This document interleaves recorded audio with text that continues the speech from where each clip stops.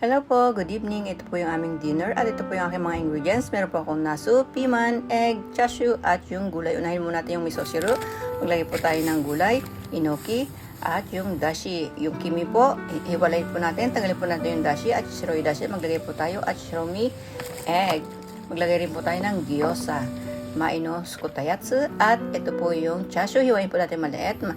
At maglagay po tayo ng konting sesame oil, niniku, at ibuhos na po natin yung chashu. Maglagay po tayo ng konting tubig at ng konting toyo, ajinomoto, at yung sili. Maghiwa po tayo ng nasu, piman. Lagyan po natin siya ng sesame oil. Haluin po natin. Saka po natin siya iprito. Gagawa po tayo ng sauce. 2 kutsarang toyo, 2 kutsarang mirin, 1 kutsaritang asukal at 200 ml na tubig. Baliktad din po natin. Maglagay po tayong piman at ilagay na po natin yung soup na ating ginawa.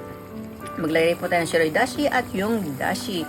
Lagyan rin po natin ng shoga. Ito na po yung ating chashu. Ilagay po natin yung kimi dake at maglagay po tayo ng sesame seed at yung kunig. Ilagay din po tayo ng sili. Ilagay po natin yung soup at yung katsuobushi. Meron din po tayong pineapple at saka ng potato salad. At ito na po yung aming dinner. Maraming pong salamat. God bless. Bye-bye. Thank you very much.